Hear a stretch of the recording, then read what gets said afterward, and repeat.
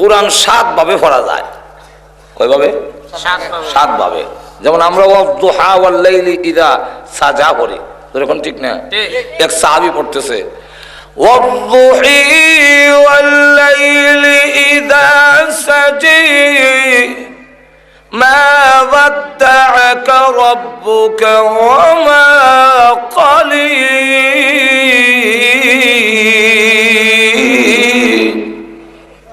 এই সাহাবীকে রাসূলের দরবারে ধরে নেওয়া হইল, ইয়া হুজুর এবারে ওয়াদ-দুহি করে। রাসূল কো ছেড়ে দাও, জিবরাইল আমারে দুহি কইরাও শুনাইছে। সুবহানাল্লাহ। আপনি তো দেখেন না? তো 7 ভাবে যে কোরআন শরীফ নাযিল হয়েছে, এই 7 কারি সাহেবের মধ্যে একজনের নাম হলো উবাই ইবনে কাব। ওনার ফরক খুব সুন্দর ছিল। আল্লাহর নবী সাবিক রাহমাতুল লিল আলামিন ডেকে বলেন, রে উবাই ইবনে কাব, একটু কোরআন শরীফ তেলাওয়াত করে তুমি আমাকে শোনাও।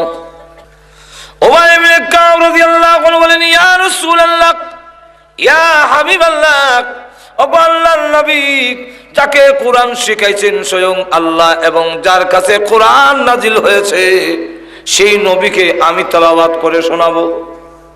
অক্ষমতা প্রকাশ করলেন, হুজুর আমি আপনারও শুনাইতাম। আল্লাহর নবী বলেন, উবাই, কোরআন শরীফ তেলাওয়াত করে আমাকে শোনাও। উবাই ইবনে কাব আবারও অক্ষমতা প্রকাশ করলেন।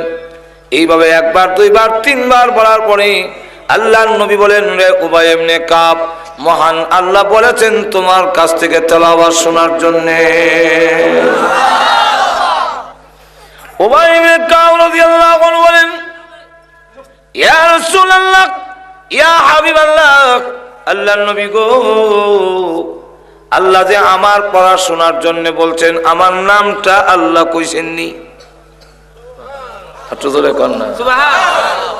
আল্লাহর নবী বলেন, উবাই ইবনে কাব, আল্লাহ তোমার নাম ধরে বলেছেন তোমার কাছ থেকে পড়াশোনার জন্য।